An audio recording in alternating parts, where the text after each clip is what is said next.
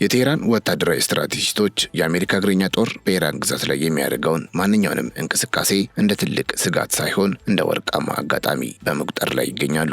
ኢራን ባለፉት 10 ዓመታት የገነባቸው ወታደራዊ አቅም በዋናነት የተመሰረተው ባልተመጣጠነ የጦርነት ስልት ወይም አሲሜትሪክ ዋርፌር ላይ በመሆኑ የአሜሪካ ወታደሮች መሬት ላይ መውረዳቸው ለኢራን አብዮታዊ ዘብ ምቹ የጥቃት ኢላማዎችን እንደሚፈጥርላቸው ተነግሯል። የኢራን ጦር ከፍተኛ አመራሮች እንደሚተነትኑት አሜሪካ በአየርና በባህር ላይ ያላትን የበላይነት በመሬት ውጊያ ላይ መድገም አትችልም። ይልቁንም ወታደሮቿን ወደ ኢራን ተራራማና ውስብስብ መልክዓ ምድር ማስገባቷ ለኢራን ኮማንዶዎች ወታደሮችን ለመማረክና ዋሽንግተን ላይ ዘላቂ የፖለቲካ ውርደት ለማድረስ ሰፊ በር ይከፍታል ተብሏል። ይህ ስትራቴጂ ኢራን በቀጥታ ጦርነት ከመግጠም ይልቅ የአሜሪካን ወታደሮች በቁጥጥር ስር በመዋል ለወደፊት ድርድር እንደ ትልቅ የመጫወቻ ካርድ ለመጠቀም ያቀደችው መሆኑን የተገለጸው። ኢራን በእግረኛ ጦር ያላት ሰፊ ልምድና የሀገሪቱ ተፈጥሯዊ አቀማመጥ ለአሜሪካ ወታደሮች እጅግ አስቸጋሪ እንደሚሆንባቸው በሰፊው የሚነገር ሲሆን የቴህራን ባለስልጣናትም እንዲገቡ እየፈለግን ነው የሚል ይዘት ያለው ንግግር እያደረጉ ይገኛሉ። የኢራን መልክዓ ምድር ሰንሰለታማ በሆኑ ተራሮች፣ በረሃዎችና ጠባብ ሸለቆች የተሞላ በመሆኑ የጠላትን ወታደራዊ እንቅስቃሴ ለመገደብና ለአደጋ ለማጋለጥ እጅግ አመቺ እንደሆነ ወታደራዊ ምሁራን በተደጋጋሚ ይናገራሉ። ኢራናውያን የገዛ ሀገራቸውን መልክዓ ምድር ጠንቅቀው የሚያውቁ በመሆናቸው ምንም እንኳ አሜሪካ ዘመናዊ ቴክኖሎጂ የታጠቀ እግረኛ ጦር ቢኖራትም ወጥመድ ውስጥ በመክተት ከፍተኛ ሰብአዊ ኪሳራ ለማድረስና ወታደሮችን በቁጥጥር ስር ለማዋል ያላቸው ዝግጅት ከፍተኛ እንደሆነ ነው የተሰማው። ይህ እቅድ አሜሪካ በአፍጋኒስታንና በኢራቅ ከደረሰባት አይነት ምስቅልቅል የከፋ ሁኔታ ውስጥ እንድትገባ በማድረግ በጦርነቱ እንድትጸጸትና በፍጥነት ለኢራን ፍላጎቶች እጅ እንድትሰጥ ለማስገደድ የታለመ ስልታዊ ወጥመድ ነው ተብሏል። የኢራን ወታደራዊ አመራሮች አሜሪካ እግረኛ ጦሯን ወደ ደቡባዊ የሀገሪቱ ደሴቶች እንድታስገባ የሚፈልጉት ይህ እርምጃ ዋሽንግተን በፋርስ ባህረ ሰላጤ የነዳጅ መስመሮች ላይ ያላትን ቁጥጥር ለማረጋገጥ የምታደርገው ጥረት አካል መሆኑን ስለሚረዱ ነው። በኢራን ኢራቅ ጦርነት ወቅትና ከዚያም በኋላ በነበሩ ዓመታት በክፍለ ጦር አዛዥነትና በተለያዩ ከፍተኛ ወታደራዊ እርከኖች ላይ ያገለገሉት ሁሴን ካናኒ ሞቃዳም እንደሚሉት ትራምፕ የባህርና የአየር ኃይልን ብቻ ሳይሆን የዴልታ ፎርስ ኮማንዶችን በመሬት ላይ ለማሰማራት የሚያደርጉት ዝግጅት ለኢራን እግረኛ ጦር ምቹ የሆኑ የቅርብ ርቀት ኢላማዎችን በገጸ በረከት የመስጠት ያህል ይቆጠራል ይላሉ። ኢራን እነዚህን ስልታዊ ደሴቶች እንደ ምሽግ በመጠቀም የአሜሪካን ወታደሮች ወደ ውስጥ በመሳብ የነዳጅ ማስተላለፊያ መንገዶችን ለድርድር መቆለፊያ መሳሪያነት ለመጠቀምና ወታደሮቹን በመማረክ ዋሽንግተን ላይ ከፍተኛ የፖለቲካ ኪሳራ ለማድረስ አቅዳለች። ይህ እቅድ አሜሪካ በቴክኖሎጂ ያላትን የበላይነት በመሬት ላይ በሚደረግ የፊት ለፊት ውጊያ ዋጋ ቢስ በማድረግ ጦርነቱን ወደማይፈለግና ረጅም ጊዜ ወደሚፈጅ የቀውስ ዲፕሎማሲ ለመቀየር የታለመ የቴህራን ብልህ ወታደራዊ ስሌት ነው ተብሏል። አፓርታማ በኮንዶሚኒየም ዋጋ። አዎ በኮንዶሚኒየም ዋጋ፣ ለዛውም በመሃል ፒያሳ ከአራዳ ፓርክ ፊት ለፊትና ከፍሬንድሺፕ ፓርክ አጠገብ እያስገነባን በምንገኘው ሳይታችን ላይ አመቺ በሆነ አከፋፈል ማለትም 100% ለሚከፍሉ ደንበኞች 30% ቅናሽ በማድረግ 5.3 የነበረውን ባለ 1 መኝታ በ3.6 ሚሊዮን ብር፣ 8.4 የነበረውን ባለ 2 መኝታ በ5.8 ሚሊዮን ብር፣ 13 ሚሊዮን የነበረውን ባለ 3 መኝታ በ8 ሚሊዮን ብር ያቀረብን ሲሆን ከ10% ቅድመ ክፍያ ጀምሮ ለምትከፍሉ ልዩ የክፍያ አማራጮችና የባንክ ብድር አመቻችተናል። በተጨማሪም ለመርካቶ ነጋዴዎች ልዩ የምስራች ይዘን መጥተናል። በጉጉት ሲጠበቅ የነበረው በመርካቶ ተክለ ሃይማኖት የሚገኘው ግዙፍ የገበያ ማዕከል ለሽያጭ ቀርበዋል። ከ20 ካሬ ጀምሮ በተለያየ የስፋት መጠን ከ3 ወር እስከ 1 ዓመት የሚረከቧቸውን ሱቆች ይነግዱበት አሊያም ቢያከራዩት ትርፋማ። ለጋራ መገልገያዎች አናስከፍልም። ሞላችን በቂ የሆነ ተሽከርካሪ ማቆሚያ ያለው ሲሆን በአራቱ ማዕዘን የተሟላ እይታ ያለው መሆኑም ልዩ ያደርገዋል። ፈጥነው ይመዝገቡ። በ0919 42 2374 አሊያም በ0980 75 06 06 ላይ ይደውሉ። ሜሪት ሪል ስቴት። በመሆኑም የአሜሪካ እግረኛ ጦር ወደ ኢራን ግዛት መግባት ለቴህራን ወታደራዊ ስጋት ሳይሆን የነዳጅ ፖለቲካውንና የአሜሪካን ምርጥ ኮማንዶዎች ለድርድር መጠቀሚያ ለማድረግ የሚያስችል ጥሩ አጋጣሚ ተደርጎ ተወስደዋል። የአሁኑ የአዲሱ ጠቅላይ መሪ ሙጅታባ ኻሜኒ ከፍተኛ ወታደራዊ አማካሪ የሆኑትና የቀድሞ የአይአርጂሲ አዛዥ ሞሐሰን ረዛኢ ደግሞ ይህንኑ የአሜሪካ ወታደሮችን የመማረክ እቅድ በይፋ በማራመድ የሚታወቁ አንጋፋ ስትራቴጂስት ናቸው። ረዛኢ ከዚህ ቀደም የአሜሪካ ወታደሮችን በመማረክ ለማድረግ ለነጻነታቸው ከፍተኛ ገንዘብና ፖለቲካዊ ጥቅሞችን መጠየቅ እንደሚገባ የገለጹ ሲሆን አሁን ባለው የውጥረት ወቅት ይህ ሐሳብ እንደ ዋና የጦርነት ስልት ተወስዶ ተግባራዊ ሊሆን እንደሚችል ተገምቷል። የኢራን አብዮታዊ ዘቡ በፋርስ ባህረ ሰላጤ ደሴቶችና በባህር ዳርቻዎች ላይ ልዩ የኮማንዶ ኃይሎችን በማሰማራት አሜሪካ ልትሰነዝር የምትችለውን የእግረኛ ጦር ወረራ ለመመከትና ወታደሮችን ለመጥለፍ ዝግጅቱን አጠናቋል ተብሏል። ይህ ስትራቴጂ ኢራን ያላትን የሰው ኃይል ብዛትና የመሬት ላይ ውጊያ ልምድ በመጠቀም አሜሪካን በረጅም ጊዜ ጦርነት ውስጥ እንድትዘፈቅና ወታደሮቿን በማጣት በህዝቧ ዘንድ ከፍተኛ ተቃውሞ እንዲነሳ ለማድረግ ያለመ መሆኑ ታውቋል። የኢራን ወታደራዊ አመራሮች እንደሚሉት ከሆነ አሜሪካ እንደ ዴልታ ፎርስ ያሉ ኮማንዶዎቿን በመሬት ውጊያ ላይ ካሰማራች የጦር ሜዳው ሙሉ በሙሉ ወደ ኢራን ፍላጎት የሚያደላና ለጠላት አስከፊ የሚሆን ይሆናል። ሁሴን ካናኒ እንደሚገልጹት አሜሪካ በደቡባዊ የኢራን ደሴቶች ላይ የምታደርገው ማንኛውም ሙከራ ወታደሮቿ እንዲገደሉ ወይም እንዲማረኩ በማድረግ ዋሽንግተን ውስጥ በፕሬዝዳንቱ ላይ የክስ ሂደት እስከ ማስጀመር የሚደርስ ፖለቲካዊ ቀውስ ያስከትላል። ኢራን ይህንን ወጥመድ ያዘጋጀችው አሜሪካ በሰው ሕይወት ኪሳራ ላይ ያላትን ከፍተኛ ስሜታዊነትና ፖለቲካዊ ተጋላጭነት በሚገባ በመረዳት ሲሆን ጥቂት ወታደሮች እንኳ ቢማረኩ በዋሽንግተን ውሳኔ ሰጪዎች ላይ ከፍተኛ ድንጋጤ እንደሚፈጠር ታውቃለች። ለዚህም ነው የኢራን መከላከያ ኃይሎች መሬት ላይ የሚደረገውን ፍጥጫ እንደ ትልቅ ድል የሚመለከቱትና ጠላት ወደ ግዛታቸው ዘልቆ እንዲገባና ለጥቃት እንዲጋለጥ በተለያዩ መንገዶች የሚጋብዙት። ይህ ወታደራዊ ስልት በጦርነት ጥናት ውስጥ ስልታዊ ጥልቀት ወይም ስትራቴጂክ ዴፕዝ እና የሽምቅ ውጊያ የበላይነት ከሚባሉ ቲዎሪዎች ጋር የሚጣጣም ሲሆን ኢራን ይህንኑ ስልት ለዘመናዊው ጦርነት በሚመጥን መልኩ አሻሽለዋለች ይባላል። ኢራን ሰፊ ግዛትና እጅግ ውስብስብ ተራራማ መልክዓ ምድር ስላላት ማንኛውም ወራሪ ኃይል ወደ ውስጥ በገባ ቁጥር የአቅርቦት መስመሩ እየተቆራረጠ ለሽምቅ ጥቃቶችና ለድንገተኛ ጥቃቶች መጋለጡ አይቀርም። ይህ ቲዎሪ የሚያመለክተው አንድ በቴክኖሎጂ የላቀ ጦር በመሬት ላይ በሚደረግ የፊት ለፊት ውጊያ በቁጥር በበዛና መሬቱን በሚያውቅ ኃይል በቀላሉ ሊሸነፍ ወይም ሊዳከም እንደሚችል ነው። ይህም ኢራን አሜሪካን ለማንበርከክ የያዘችው ትልቁ ተስፋ ነው። በእንዲህ አይነት ጦርነት ውስጥ ዋናው ግብ ጠላትን ማጥፋት ብቻ ሳይሆን ወታደሮቹን በቁጥጥር ስር በማዋል በአገር ውስጥ ያለውን የጦርነት ድጋፍ ማዳከምና ፖለቲካዊ ሽባነትን መፍጠር በመሆኑ ኢራን ለዚህ ስኬት በቁርጠኝነት እየሰራች እንደሆነ ኢራን ኢንተርናሽናል አስነብቧል። በጥቅሉ የኢራን አዲስ ስትራቴጂ የሚያተኩረው ጦርነቱን ከአየር ድብደባ ወደ መሬት ፍጥጫ በመቀየር የአሜሪካን ወታደራዊ የበላይነት ወደ ፖለቲካዊ ኪሳራ መለወጥ ላይ መሆኑን መረዳት ይቻላል። ቴህራን የምታሰማራቸው በሺዎች የሚቆጠሩ የባሲጅ ሚሊሻዎችና የአይአርጂሲ ልዩ ኃይሎች ለማንኛውም አይነት መስዋዕትነት የተዘጋጁ በመሆናቸው አሜሪካ የመሬት ወታደሮቿን ካሰማራች ከባድና ደም አፋሳሽ የሆነ የከተማና የተራራ ውጊያ ይጠብቃታል ተብሏል። ይህ የኢራን ወታደራዊ ዝግጅትና የወጥመድ ስልት አሜሪካን በቀጠናው ካሉ ስትራቴጂካዊ ደሴቶች ለማስወጣትና የፋርስ ባህረ ሰላጤ የነዳጅ መስመሮችን ሙሉ በሙሉ በቁጥጥሯ ስር ለማዋል የነደፈችው የረጅም ጊዜ እቅድ አካል ነው። የአሜሪካ እግረኛ ጦር ወደ ኢራን መግባት ማለት ለኢራን አመራሮች አዲስ የድርድር አቅም የሚፈጥርላቸው በመሆኑ ሁኔታውን በከፍተኛ ጥንቃቄና በራስ መተማመን እየተከታተሉት እንደሚገኙና ለማንኛውም አጋጣሚ ዝግጁ መሆናቸውን እያሳዩ እንደሚገኝ ተገልጿል። የኢራን ወታደራዊ ስትራቴጂ ከመደበኛው የእግረኛ ጦር ውጊያ ባለፈ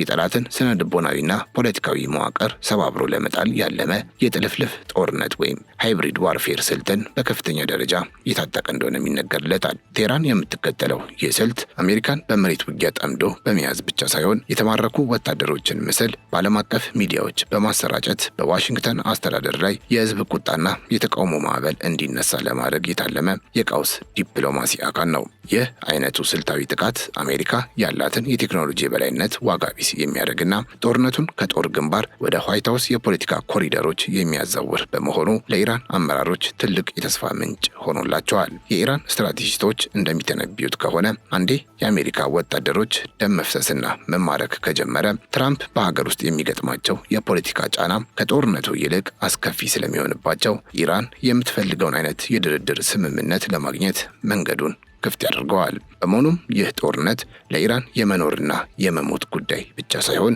አሜሪካን በቀጠናው ያላትን የሀያልነት ክብር በመሬት ላይ ቀብሮ አዲስ የመካከለኛው ምስራቅን ታሪክ ለመጻፍ የተዘረጋ ትልቅ ወጥመድ እንደሆነ ተንታኞች ይናገራሉ።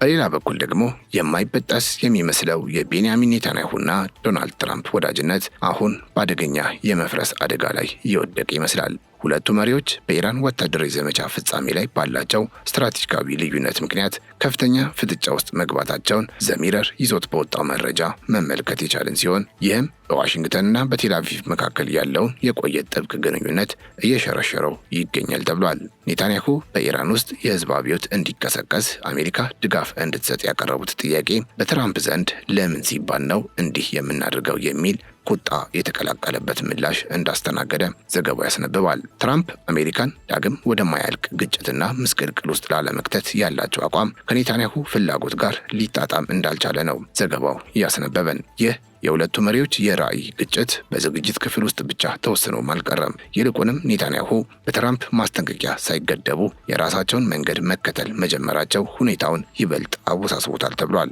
በእስራኤል በኩል የአየር ድብደባው ግብ የቴህራንን ስርዓት ሙሉ በሙሉ ማፍረስ መሆን አለበት የሚል እምነት ቢኖርም ትራምፕ በበኩላቸው ወታደራዊ ጫናውን እንደ ድርድር መሳሪያ በመጠቀም ታላቅ ስምምነት ላይ መድረስን እንደ ዋና ግብ ይዘውታል። ኔታንያሁ ግን ትራምፕ ድርድር እያሉ በሚያወሩበት ወቅት የኢራን ህዝብ አደባባይ ወጥቶ ግጭት እንዲቀሰቀስ ጥሪ በማቅረብ የአሜሪካን ዲፕሎማሲያዊ ጥረት ችላ ማለታቸው በሁለቱ መሪዎች መካከል ያለውን የመተማመን መንፈስ ክፉኛ አናግቶታል። ከዚህ ባሻገር የእስራኤል ባለስልጣናትና ኔታንያሁ የኢራንን ስርዓት ለመገርሰስ አሜሪካ በቀጥታ እግረኛ ጦር እንድታሰማራ ከመጠየቅ ይልቅ ስልታዊ በሆነ መልኩ መሬት ላይ የሚደረገው ትግል በራሳቸው በኢራን ህዝብ መከናወን እንዳለበት ይከራከራሉ።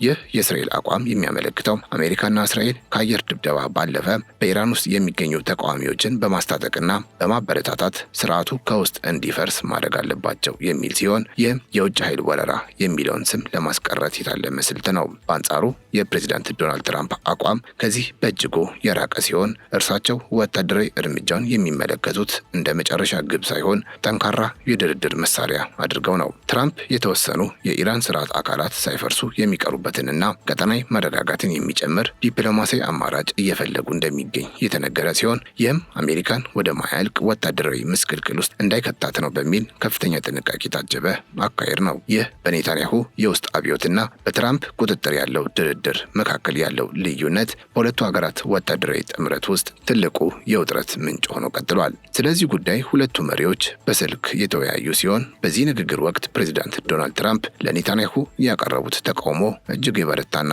ቁጣ የተቀላቀለበት እንደነበር የዋይት ሀውስ ምንጮች አረጋግጠዋል። ትራምፕ በንግግራቸው ላይ ሰዎች ወደ አደባባይ እንዲወጡና እንዲጨፈጨፉ ለምን እነግራቸዋለን በማለት ኔታንያሁ የኢራን ህዝብ እንዲያምጽ ያቀረቡትን ጥያቄ ውድቅ አድርገውታል ተብሏል። ትራምፕ እንዲህ አይነቱ ያለ ጊዜው የሚደረግ ጥሪ ወደ አስከፊ ሰብአዊ እልቂትና ደም መፋሰስ ያመራል የሚል ጥልቅ ስጋት ቢኖራቸውም ኔታንያሁ ግን ይህን የአሜሪካን ማስጠንቀቂያ ሙሉ በሙሉ ወደ ጎን በመተው በራሳቸው መንገድ ቀጥለዋል ተብሏል። የእሳት ፌስቲቫል ተብሎ በሚጠራው በኢራን በዓል ወቅት ኔታንያሁ ለኢራን ህዝብ ባስተላለፉት መልእክት የአውሮፕላኖቻቸው ድብደባ ለህዝቡ ነጻነት ሲባል የሚደረግ እንደሆነና ህዝቡ ወጥቶ እንዲያከብር ቢቀሰቅሱም በፍራቻ ምክንያት አደባባይ የወጣው ሰው ግን እጅግ ጥቂት መሆኑ ተነግሯል። እንደ ዘገባው ከሆነ ይህ የኔታንያሁ ግዴለሽነት የታከለበት አካሄድ ትራምፕ ወታደራዊ እርምጃውን እንደ ድርድር መሳሪያ በመጠቀም የተወሰኑ የኢራን ስርዓት አካላት ሳይፈርሱ የሚቀሩበትን ዲፕሎማሲያዊ አማራጭ ለመፈለግ የሚያደርጉትን ጥረት ክፉኛ አናግቶታል። የእሳት ፌስቲቫል ወይም በፋርስ ቋንቋ ቻርሻምቤ ሱሪ የሚባለው ኢራናውያን የፋርስ አዲስ ዓመት ወይም ኖሩዝን የሚያከብሩበት ጥንታዊና ባህላዊ በዓል ነው።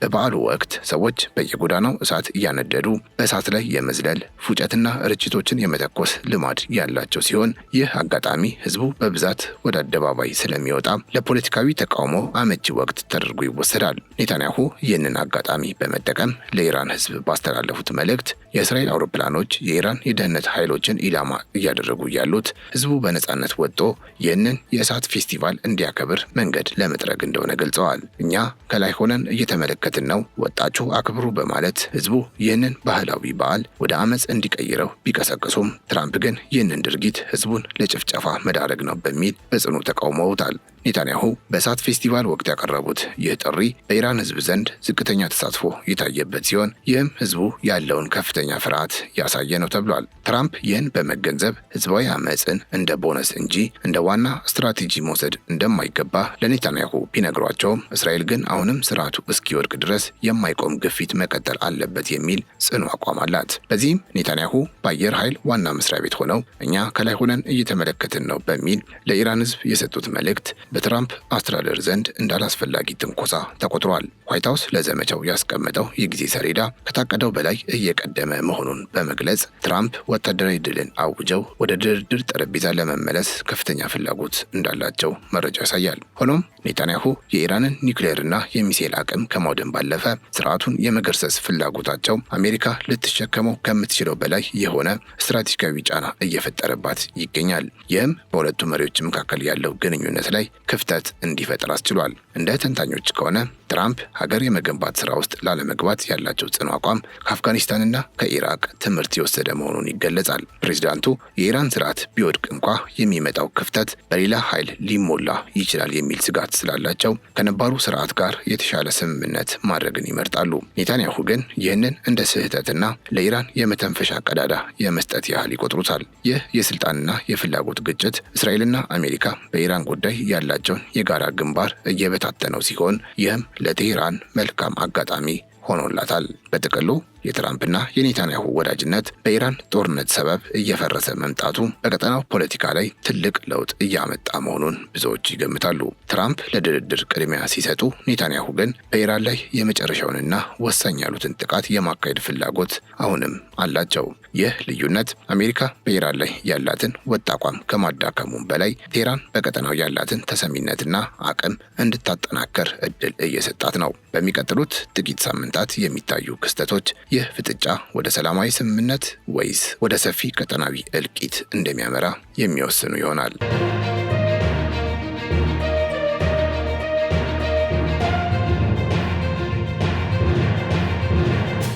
የተከበራችሁ የገበያ ሚዲያ ቤተሰቦቻችን ለዛሬ ያዘጋጀላችሁ መረጃ ይህንን ይመስል ነበር። አብራችሁን ስለነበራችሁ እጅግ እናመሰግናለን። ቻናላችንን ሰብስክራይብ፣ ይህ ቪዲዮም ላይክ እንድታደርጉ በአክብሮት እንጠይቃችኋለን። በያላችሁበት ሰላም። አፓርታማ በኮንዶሚኒየም ዋጋ።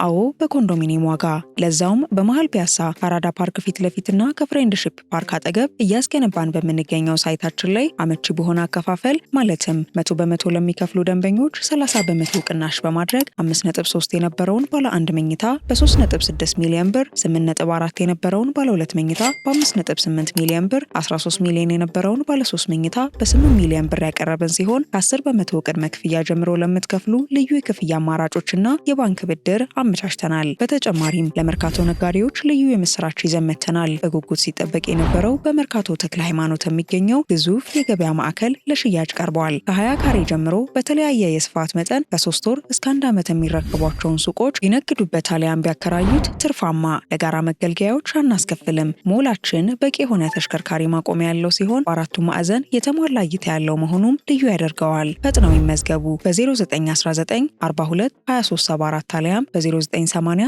75 06 06 ላይ ይደውሉ። ሜሪት ሪል ስቴት